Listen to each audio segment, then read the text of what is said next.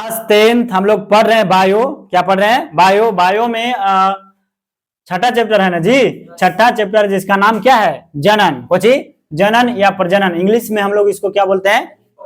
Reproduction. क्या बोलते हैं? रिप्रोडक्शन। आइए इसमें हम लोग पढ़ रहे हैं मानव जनन तंत्र। मानव जनन तंत्र यहाँ है, मानव जनन तंत्र के बारे में पढ़ना, बस समझे। ये देखिए आपका क्वेश्चन है कि नर जनन तंत्र का सचित्र वर्णन करें। नर जनन तंत्र का सचित्र वर्णन करें। देख रहे हैं ना आप लोग, ये आपका कितने नंबर में पूछे जाएंगे? 5 नंबर में। कितने नंबर में? 5 नंबर में पूछे जाएंगे, बात समझे है ना। जो मोस्ट वीवीआई सवाल है, आप बढ़िया से इसको पढ़ लीजिएगा, है ना। क्या है जी? तो नर जनन तंत्र का सचित्र वर्णन करें। नर जनन तंत्र का सचित्र वर्णन करें, देख लो, है ना।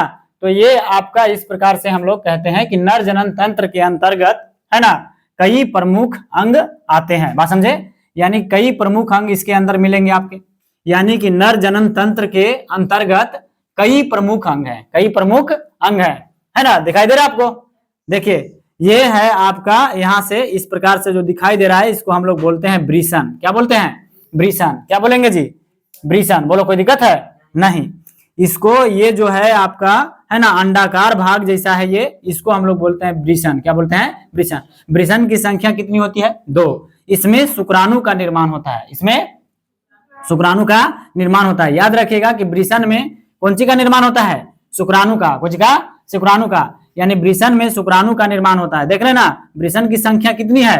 2। वृषण की संख्या कितनी है? 2। जोड़ी बोले तो एक जोड़ी, बात समझे।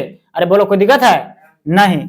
अब देखिए, अब जो है ये आपको यहां से इस प्रकार से जो भाग दिखाई दे रहा है, इस तरह से, है ना, ये जो इस तरह से, इसको हम लोग बोलते हैं मूत्रमार्ग। क्या है? मूत्रमार्ग। यानी जिस रास्ते से मूत्र बाहर निकलता है उसको हम लोग क्या बोलते हैं? मूत्रमार्ग। क्या बोलते हैं? मूत्रमार्ग। बोलो, कोई दिक्कत है? नहीं। ये है आपका यहाँ पे शुक्राशय। कोचिया जी, शुक्राशय। और ये है ऐसे इस प्रकार से, इसको हम लोग बोलते हैं प्रोस्टेट। क्या बोलते हैं? प्रोस्टेट ग्रंथि। यही है आपका कोची प्रोस्टेट ग्रंथि। कोची है? प्रोस्टेट ग्रंथि, बात समझे। और ये जो आपको दिखाई दे रहा है यहाँ पे, इसमें वृषण में ही पाई जाती है छोटी छोटी पालिकाएं, जिसको हम बोलते हैं वृषण पालिका। जिसको हम क्या बोलते हैं? वृषण पालिका, बात समझे, है ना। और इसके अंदर पाए जाते हैं वृषण में जालियां। कुछ पाए जाते हैं जालियां, है ना। तो इसको हम लोग बोलते हैं यहाँ पे वृषण में ही पाया जाता है, जिसको बोलते हैं वृषण जालिका। वृषण जालिका। वृषण के ठीक ऊपर पाया जाता है छोटी सी गुर्दा होती है। इस गुर्दा का नाम क्या होता है? अधिवृषण। क्या होता है? अधिवृषण, बात समझे। यानी कि ये वृषण के ऊपर होता है ना, वृषण के ऊपर होता है, तो इसको हम लोग क्या बोलते हैं? अधिवृषण। और इसी में ही शुक्राणु संग्रहित रहता है, बात समझे, है ना। ये है आपका शुक्रवाहक। क्या है? शुक्रवाहक। ये जो आपको इस प्रकार से नली जो दिखाई दे रहा है इस तरह से, इसको हम लोग क्या बोलते हैं? शुक्रवाहक। यानी कि जिस नली से होकर शुक्राणु जाती है, इसी को हम लोग क्या बोलते हैं? शुक्रवाहक। क्या बोलेंगे? शुक्रवाहक। बोलो, कोई दिक्कत है? नहीं। ये है आपका मूत्रवाहिनी। ये क्या है जी? ये है आपका मूत्रवाहिनी, ये है आपका मूत्रवाहिनी। ये जो आपका ऐसे नली गई है इस तरह से, है ना, इस नली को हम लोग क्या बोलते हैं? मूत्रवाहिनी। और ये यहाँ पे जो दिखाई दे रहा है, इसको हम बोलते हैं मूत्राशय। क्या बोलते हैं? मूत्राशय। इसी में मूत्र जो होता है वो जमा रहता है। क्या रहता है? जमा रहता है। बोलो, कोई दिक्कत है? नहीं। आइए अब यहाँ पे हम लोग एक एक करके भाग को समझते हैं, जिसका नाम है पहला का वृषण। कुछ है? वृषण।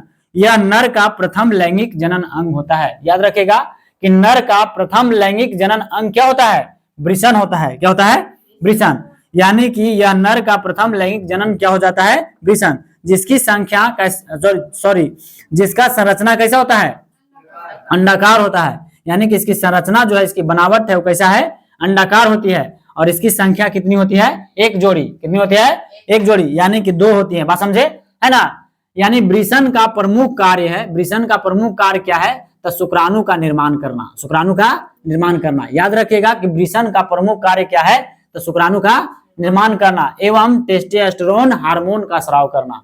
यानी कि वृषण का प्रमुख कार्य क्या हो जाता है? ये जो आप वृषण देख रहे हैं, इसका प्रमुख जो कार्य है वो है इसका तो शुक्राणु का निर्माण करना। शुक्राणु का निर्माण करना एवं टेस्टोस्टेरोन हार्मोन का स्राव करना। बोलो, कोई दिक्कत है?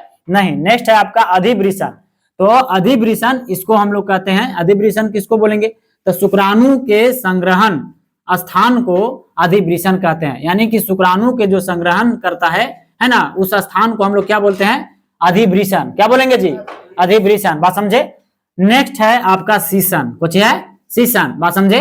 ये जो पूरे आकार जो यहाँ से आप दिखाई दे रहा है आपको, ये पूरे यही पूरा पूरा भाग को क्या बोलेंगे हम लोग, सीसन कहेंगे। क्या बोलेंगे, सीसन, बात समझे। ये पूरे लंबा सा जो भाग है इसको हम लोग क्या बोलते हैं, सीसन, और इसको बोलते हैं सीसन मुंड। क्या बोलते हैं, सीसन मुंड, आगे वाला भाग को, बात समझे। तो ये है, इसकी संरचना है ना मांसल होती है। इसकी संरचना कैसी होती है, मांसल, यानी इसमें सिर्फ मांस पाई जाती है। इसकी संरचना मांसल होती है। इसके सहारे ही मादा, मादा मतलब है ना, मादा मतलब फीमेल है ना, औरत को बोला जाता है। तब मादा के योनि में शुक्राणु को क्या किया जाता है, पहुंचाया जाता है। क्या किया जाता है, पहुंचाया जाता है। यानी कि सीसन के द्वारा, कुछ के द्वारा, सीसन के द्वारा ही है ना, सीसन के द्वारा ही हम मादा के योनि में, कुछ में मादा के योनि में शुक्राणु को क्या किया जाता है, पहुंचाया जाता है। शुक्राणु को पहुंचाया जाता है, याद रखिएगा। और इसकी संरचना कैसी होती है, मांसल होती है। नेक्स्ट है आपका शुक्रवाहिका। क्या है, शुक्रवाहिका। शुक्रवाहिका किसको बोलते हैं, तब वृषण और अधिवृषण, वृषण और अधिवृषण को जोड़ने वाली नालिका को क्या कहते हैं, शुक्रवाहिनी कहते हैं।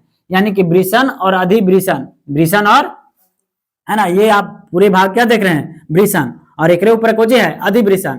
तो इन दोनों को जोड़ने वाली नलिका को हम लोग क्या बोलते हैं, शुक्रवाहिका कहेंगे। क्या कहेंगे, शुक्रवाहिका। प्रोस्टेट ग्रंथि, तो यह तरल पदार्थ का निर्माण करता है। प्रोस्टेट जो ग्रंथि है आपको है ना, जो प्रोस्टेट ग्रंथि होती है, ये कौन सी पदार्थ का निर्माण करता है, तरल पदार्थ का निर्माण करता है, बात समझे।